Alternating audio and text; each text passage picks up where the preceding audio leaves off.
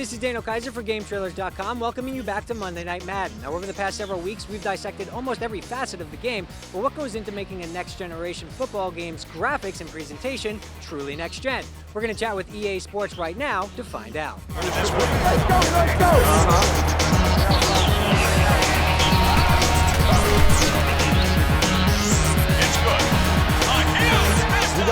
Every year it has to be the best Madden ever, visually. I mean, we have to strive to say that, you know what, it needs to look realistic and it needs to play good. You know, it's kind of amazing when you look at models in any game. The more you get towards realistic, the more that people can actually pick models apart and say that this is wrong and that's wrong.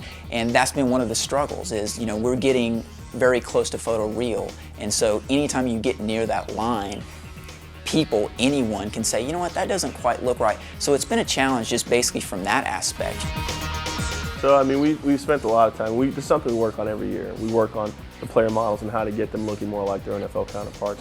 And, you know, we're getting closer and closer to that every year. Last year, first year we had, you know, players with huge arms, and then last year they got a little smaller. And now this year we feel like we've got proportions right. This year we really wanted to go towards a more realistic feel, you know, making the players a little smaller. Their arms are always really big. We wanted to get them down, make them look athletic, but not make them look superhero. I mean, it really was our guys going through and really hand-tuning the models to get them to the point where they have their own unique identity. One of the big things is we've added a lot more animations again this year, and even now, just playing the game, every day you see something different happening, a different animation playing. So I think the user they'll be pleasantly surprised with all the animations that have been added to the game. Just the way the game looks. We've gone to 60 frames per second as far as the frame rate in the game. It just makes the game look and feel a lot better. The game is going to be responsive, really responsive, whether it's at 60 frames per second or not, but I think it has an impact, perceived impact on users from a visual perspective of feeling smoother and feeling more fluid.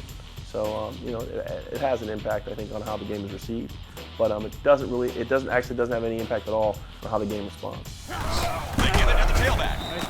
Mike Peterson records the tackle. There's lots of things that are impressive about, you know, the next-gen consoles. I mean, the amount of detail we put in the stadiums, the amount of detail we put in the players, the fields look better. I mean, it's just everything. The post effects that we use a lot of depth of field things, you know, things that just like the Xbox and the PlayStation 2 just simply couldn't do. The amount of polys we're putting in players right now is incredible. I mean, the amount of polys we have in the helmet is actually greater than the number of polys that were in the total player on a current gen title like a PS2 or an Xbox.